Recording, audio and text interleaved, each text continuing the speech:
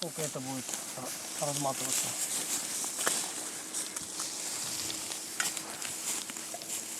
Так. Держи. Наоборот. Второй, держи. Вот. Нет, затягиваться. Переверну.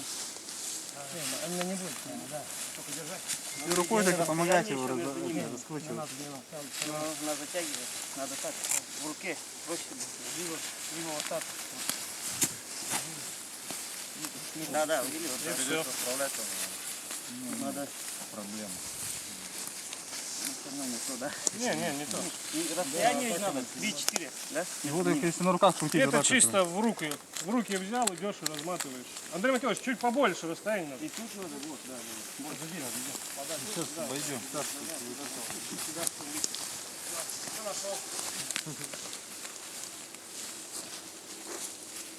Сейчас обратно, да? Ну да. Вот, задевай. Как? Все? Да, вот сюда.